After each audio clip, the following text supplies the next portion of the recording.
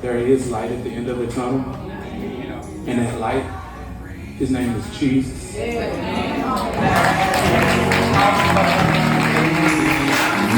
I was diagnosed with stage 3. At first they said pancreatic cancer. And as you well know, pancreatic cancer is one of the worst forms of cancer. And you know, when you were diagnosed, I'm sure we probably have some survivors in here as well. And my heart goes out to you. If you're struggling with it, there is light at the end of the tunnel.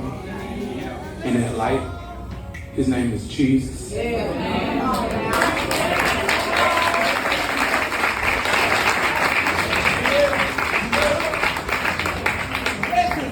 But I ran into a musician while I was going through chemo. And he said, Brandon, don't let the music die inside of you. I reached out to this young man. I'm at the age, I can say that, man. Yeah, can you raise your hand? This is my homeboy. He plays a phenomenal singer. He's doing sound for me on tonight. I think as long as I don't have one more squill, we'll continue to be my house engineer, okay? I'm just messing with you, bro. It goes with the territory.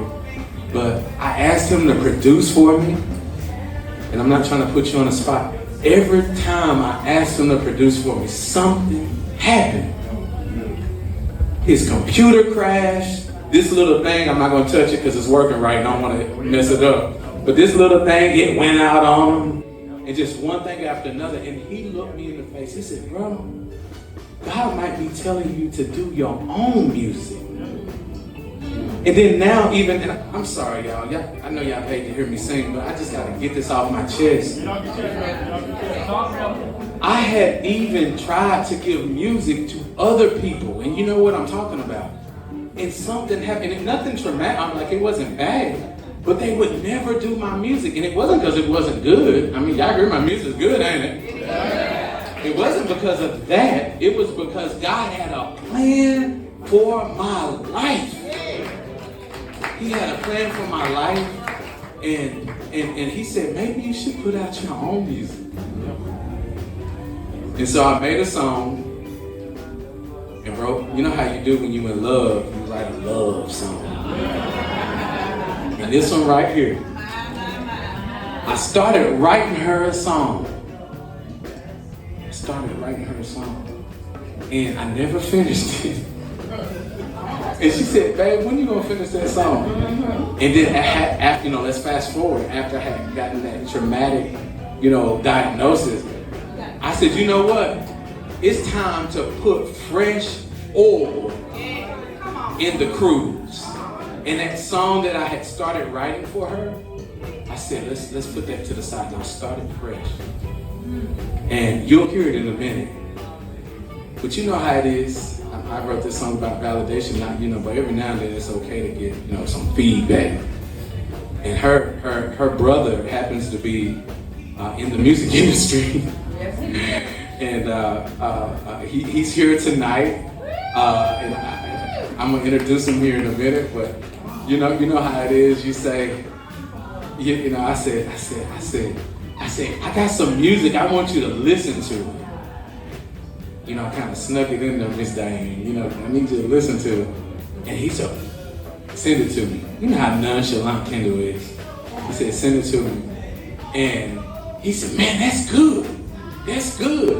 And I said, baby, you know how our family is. Sometimes they say stuff is good. And she said, no, if he tell you something good, it's good. And she right because I wrote some stuff and he said, delete that S-H-I-T. And it was for I ain't gonna call the name, brother, but it was for a A-list artist. And he said, delete that. Pastor, he said, delete that. We'll pray about it tomorrow. He said, delete that. And guess what I did? I deleted that. But he just happens to be here on tonight, and I'm a little old. maybe about a month or two. I just happened to have a song that I produced for him. Now he put out a record here, when was it, last year? And I was blessed to produce 4 songs for him. Was it 4? 4 songs for him. And when I tell you the business right, y'all musicians gonna know what I'm talking about. The split sheets was right, everything was right. I said, yeah, say less. Because you know, when it comes time to divvy out money, people don't want but everything was good. I said, man, wow. I said, wow, God really is kind to me. But this one song that just stuck in my spirit, I put it in the queue on tonight. And please,